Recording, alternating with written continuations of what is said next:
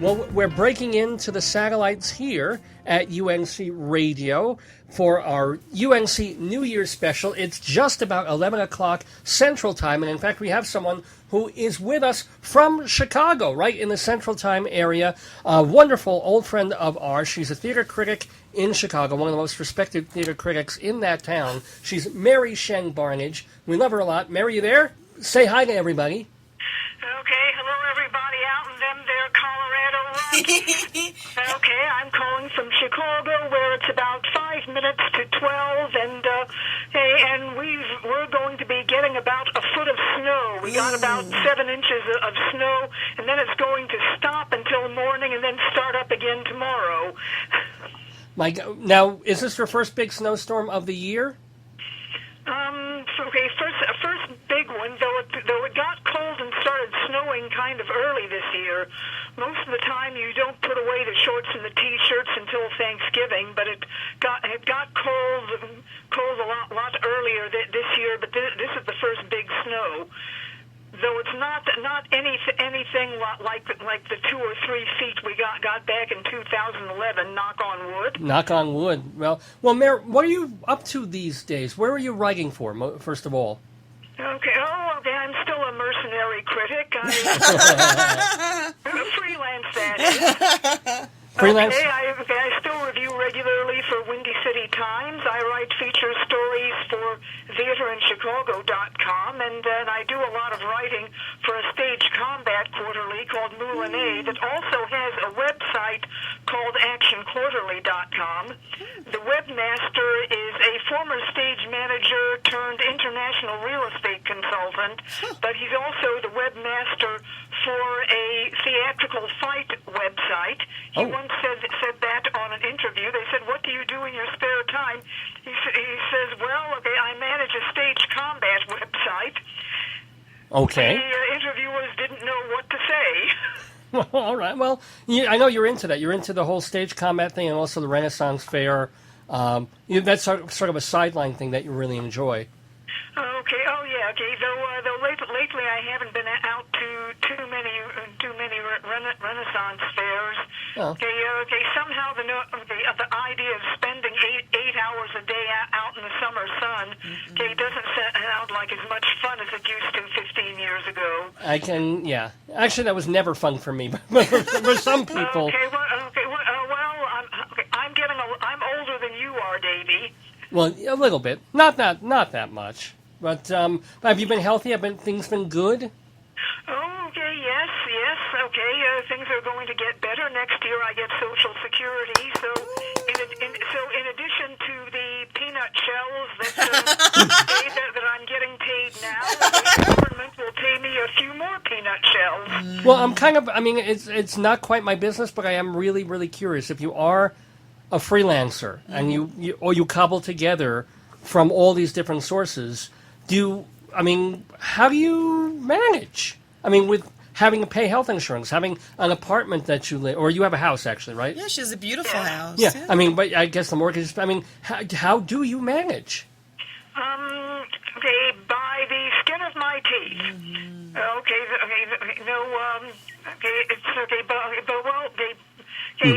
By being thrifty. Okay, last year I qualified for Medicare. Before that, I had no insurance. Whoa. But an old-fashioned dentist who's been taking care of my teeth since we both got out of the Army. Yeah. Wow. And also, you find ways around it. Okay, since I am not married, I'm not supporting a family. Okay, I don't have to go to a health club. Okay, essentially, there are things that most people have to spend money on that I don't. And actually, shouldn't you be getting? Weren't you in the military at one point? Yes. So do you get anything from having done that? No, not really. I went to graduate school on the GI Bill when I got out. But otherwise, I don't get a pension or anything. You have to be in for more than one hitch for that. What about, and we've been talking about this for the past bunch of weeks, everybody has, now that Obamacare is, or ACA is the law, are you looking forward to it? Are you happy about it? Does it say, or is Medicare something else, and that then Obamacare is not necessary for you? Well, Medicare is something else. Okay, Medicare has been in place for a long time. So now that I'm old enough to get it, it's a lot safer. It's a lot safer, because they've had plenty of rehearsal time on it. That's true. With the affordable health care. Okay, it used to be the only people who called it Obamacare were the people who didn't like it. Yeah, but then Obama owned the word, and everybody uses it now. Okay, I know everybody uses it. Okay, I'm just picky about my words. You know that. Of course, yeah. That's why you're a critic. Okay, but all the people who are complaining about Obamacare, the bottom line on it is that a whole bunch of people who had no health insurance before, like myself, will now have health insurance. Right. Well, I believe in that. Yeah. Because, Davey, a few years back, you met Effie Mahopoulos. Yes, when you were in Chicago. She was a critic and poet. Effie died a few years ago, and if we had government-sponsored health care, she might not have. Wow. Well, that's... Yeah, I mean, you have to understand, maybe you think that I do some kind of right-wing radio program because I'm out in Colorado, but no, I'm pro-ACA, and I'm for Colorado, I'm far left. For New York, I'm centrist, borderline right, but for Colorado, I'm Abby Hoffman, for crying out loud. But okay. I'm not accusing you of anything, and I'm not accusing Colorado of anything. Okay. After all, okay, for about 9 months when I was in the early part of high school, junior high, I lived in Aurora. I didn't know that. Pardon? I didn't know that. Wow. Okay.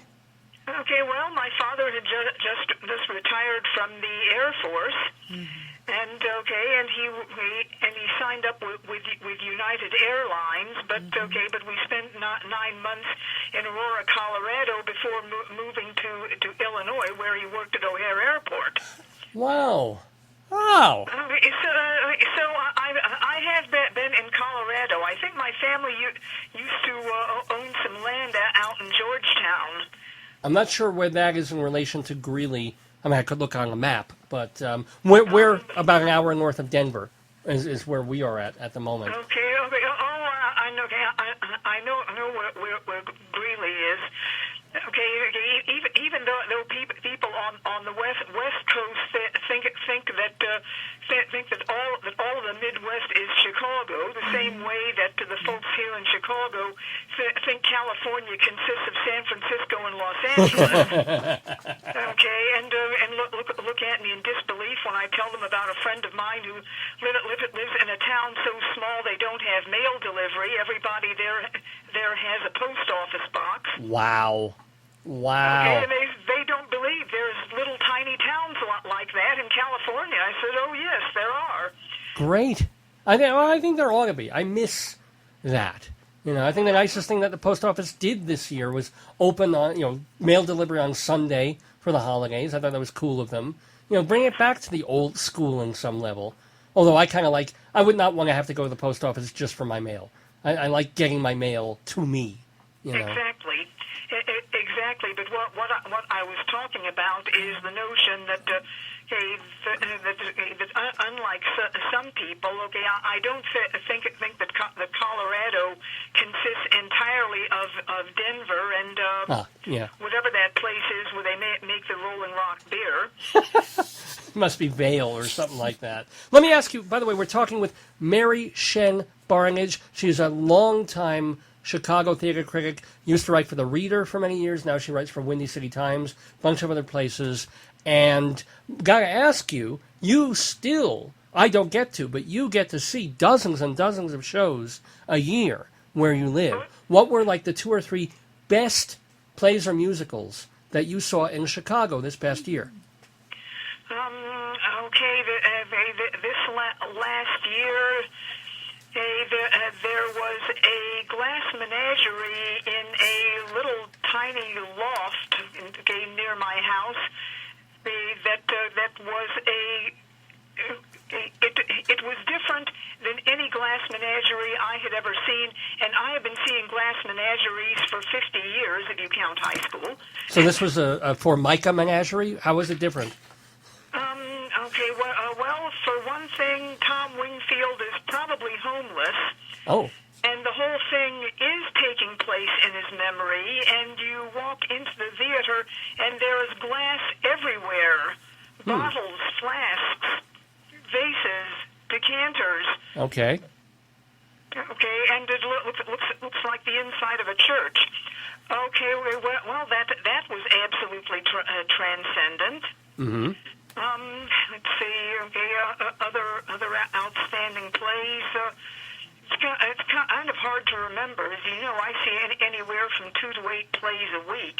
You still go to 2 to 8. Time of year. That's wonderful. I mean, I was doing that when I was in my 30s, going to literally 8 or 10 plays a week sometimes with matinee days and things like that.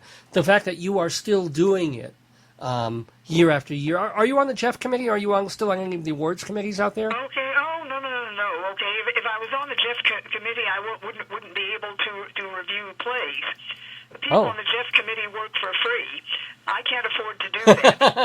The point, though, Davey, is that back then, and for me, still now, I live in a place where you can see 8 plays a week. Well, yeah, Jonathan thank God. Barbanel says in a season in Chicago, there are 800 plays produced. That's amazing.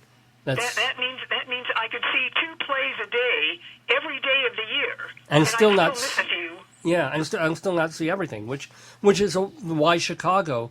People don't realize this, but Chicago has a reputation for having even more shows than New York does. It's possible. And better ones too. Well, all right. Ooh, row. Joyce is taking a clause. We've been arguing about this since 1990.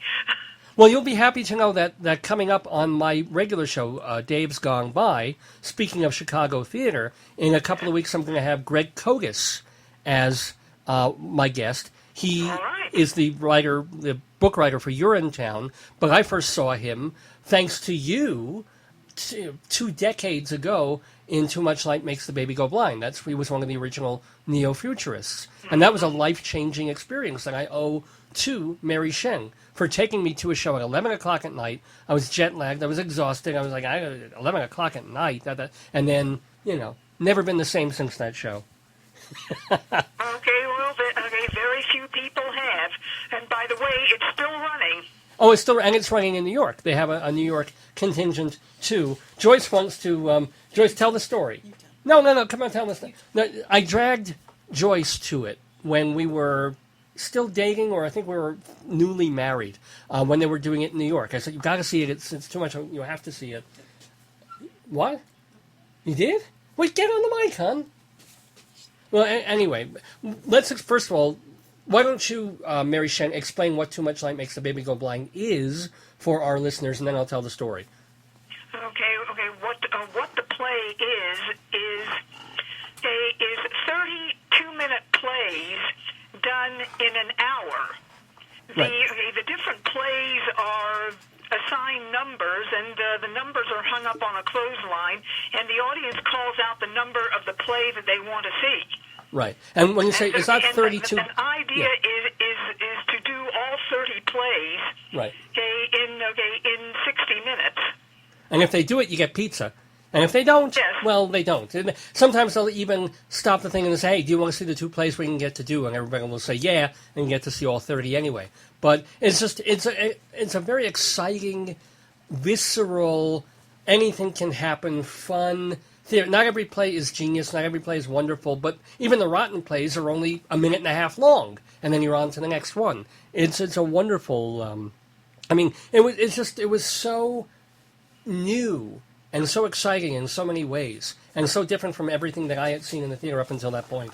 So I brought Joyce to see Too Much Light Makes the Baby Go Blind to explain to her why I found it so exciting, and just my luck. They're doing one of the plays, one of their little playlets involved one of the young actresses who was really, really cute in the show. And she was blonde. Was she blonde? I don't even remember that. And she was blonde. She was tiny. She probably weighed like 100 pounds, soaking wet. Little one. And anyway, this particular play called for her to sit on the lap of an audience member. Will you tell the story, hon? Because I don't remember it as well as you do. You obviously have a better... All right. Anywho, so I'm sitting there, and I have this adorable little actress, like, on my lap, stroking my hair, and I'm like, I have to make believe I'm not enjoying it. Because, of course, my girlfriend is sitting next to me, and I'm looking over at her and going, no, this is terrible. This is an awful thing. I'm not enjoying this one bit. And meanwhile, I'm like, please, God, don't give me a boner. Please don't give me a boner, please. Yeah, one of my more embarrassing moments in the theater. And then Joyce will never let me live it down.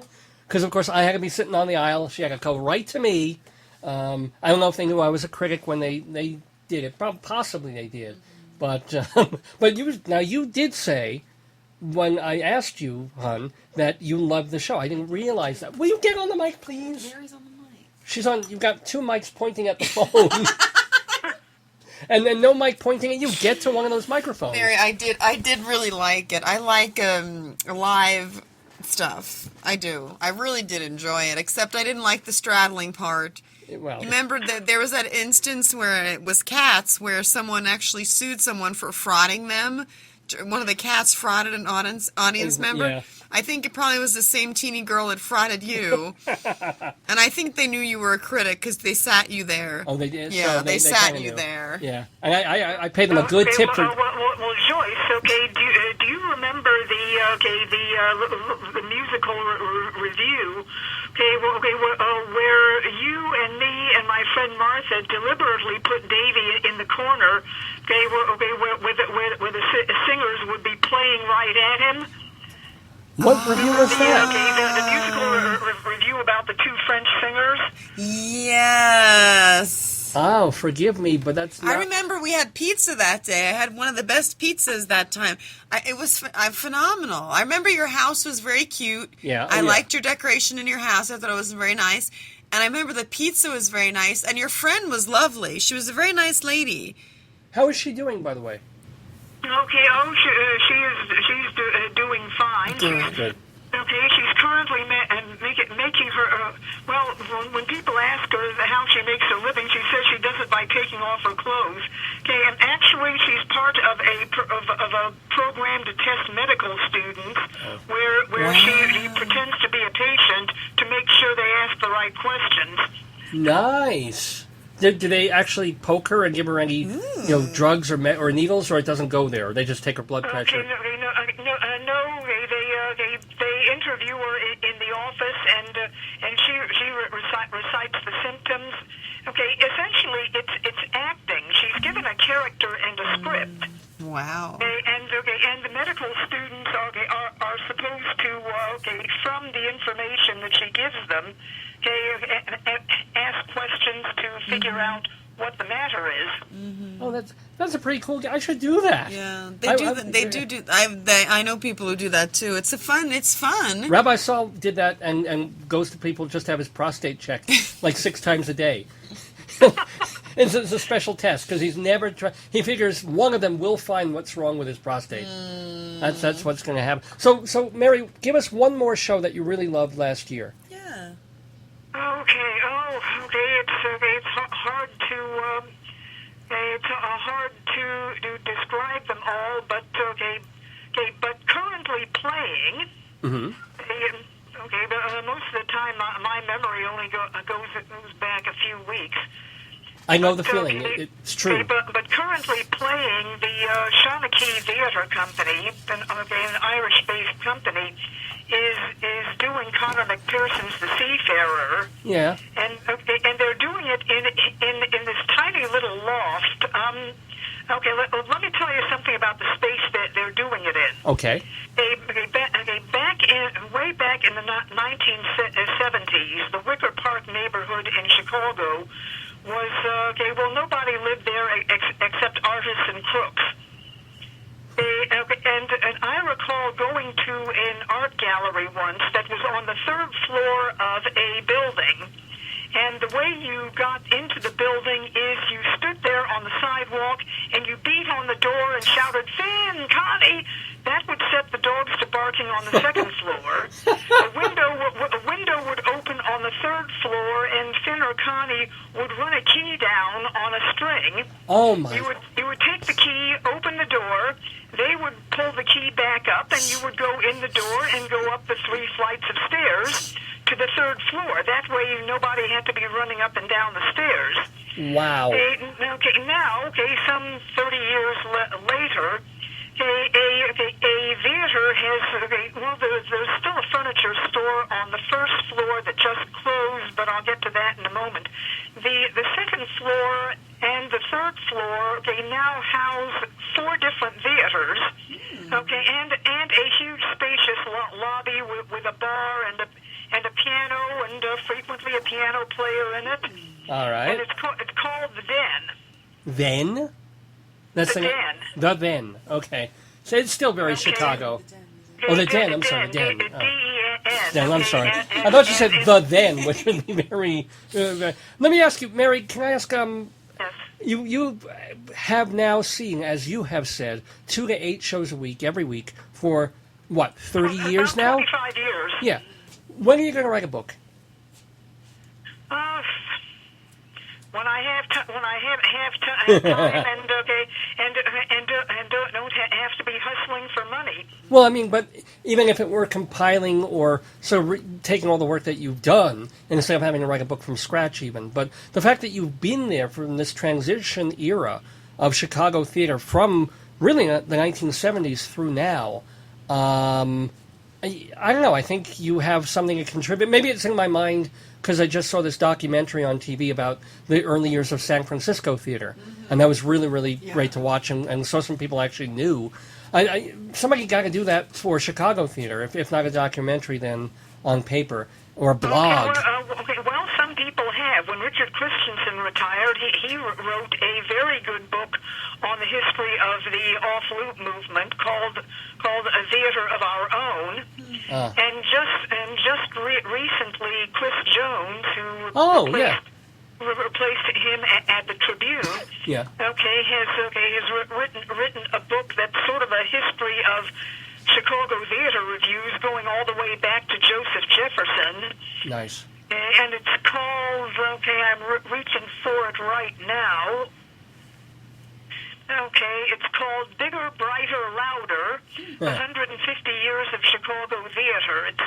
It's got reviews of Joseph Jefferson in Rip Van Winkle, and it comes all the way up to August Osage County. So wait, is this a compendium? Is it he's the editor of a volume of other people's reviews, or is it a critical history of review of Chicago theater? Well, it is a compendium of other people's reviews. Lots of Claudia Cassidy. Okay. But he also offers commentary, so there's annotations to it. It just came out, University of Chicago Press. I think just came out this year, and I told all of my friends that even if they have to chip in together, it's what I want for Christmas. Well, you deserve it, Mayor. You really, really, for everything that you have given to Chicago theater, and therefore the world of theater, through your writing and through just caring so much about what they're doing, and that there is life, much, much life, outside of New York and Los Angeles, and Chicago's like the real other hub for theater in America. Thank Mary for the penguins. Get on the mic, Mary, thank you for the penguins too. You are very, very welcome. Going back to what Davey just said. I can remember.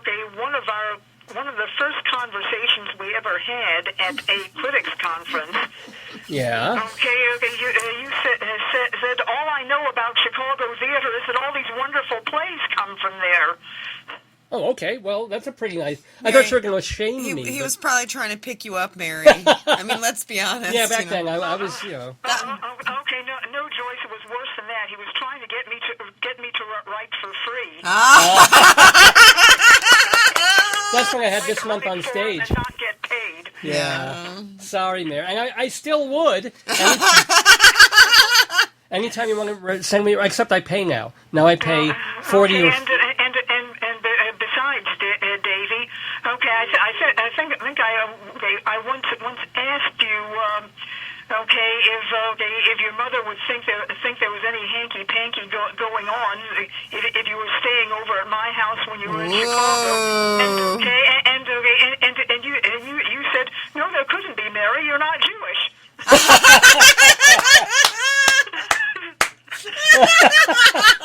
I don't remember that, but thank you for sharing that. So you see, Davey, it all worked out for the best for both of us. Well, it did indeed. I did. David has a very good swagger with the ladies, Mary. Oh, yeah, he's got wish. Swagger. Yeah, as if. Okay. I saw it in action. I took him to a couple of poetry events where he got hugged by a poet named Kathleen Chandlemeyer, who's about 6'5". I'm trying to remember. I think he still has some injuries from that occurrence, Mary. That's right. I'm a little fat. Now, that was where my second hernia came from. Well, Mary, all I can do is wish you a very, very, extremely happy and healthy New Year. Yes. Thank you for being a friend for all these years. Wish I'd seen you more over the years. Our paths. I didn't get to Chicago this last time. Are you going to go to Louisville with the American Theater Critics? Probably not. Nowadays, the other theater critics at Windy City Times, Scott Morgan and Jonathan Abarbanel, do all the traveling, and I'm the one that stays home and writes for all three of them. Right. Okay. Which is why I worked straight through the holidays this year, and I'm staying out of the snow tonight and talking to you. Well, yeah. Well, and it's you've already had. You have spent literally the turning of the hour with us. It's already 2014 where you are. Wow. So. Yep, it's 25 after 12 here, and and nobody shot guns into the air. Oh, that's a Mississippi New Year. That's like a Chicago New Year, or is it a Chicago New Year? I don't want to know. But they probably still did it down in Pilsen or in Cabrini Green or something like that. But maybe people will have. There ain't no more Cabrini Green. All that's been torn down. Wow. Gentrifying Chicago. Okay. Oh yeah. Okay. That's a nice neighborhood now. Wow. Well, yeah. Everything goes in cycles. You should visit, David. I would love to go back to Chicago. Wouldn't you love to go back to Chicago? Yes. If we go back to Chicago, would you put us up? Nowadays my house looks like a cross between a used bookstore, a UPS station, and a shipwreck in Port Said. But I can tell you where the cheap hotels are. Okay, where they're not shooting guns into the air, preferably. Certainly not. Well. And you can ignore room service and eat at the deli across the street. That sounds fair. That's the if we can get out there, because we'd love to see you, and I would certainly love to see more Chicago theater again. Yeah. And if I can't, I will read Mary Shen Barnidge's reviews at Windy City Times. Where else? Remind us. Okay. You can see my feature stories at theaterinchicago.com. Theaterinchicago.com. Where I interview the actor playing the bear at Chicago Shakespeare, or the dog wrangler for the current production of Merry Wives of Windsor that has 3 dogs in it. I wanted to be the dog wrangler for Merry Wives of Windsor, and the wife wrangler, but mainly the dog wrangler. Oh, well, somebody else got that. Mary, happy. You can also read my stuff at the website actionquarterly.com. Right, actionquarterly.com, and that's especially about if people are interested in combat and fighting on stage and how that's all choreographed and kept really safe and beautiful in a way. So, thank you, Mary. Thank you. Happy New Year. Thank you so much Happy New Year, Mary. for calling in. And I only hope all the rest of the half hours of 2014 have been as fun as this one has been. Okay, then. Okay, Happy New Year to all of you out there where you're probably getting more snow than we are, but hey, you're used to it. Happy New Year, Mary. Thank you so much. Bye-bye all now. Right, then.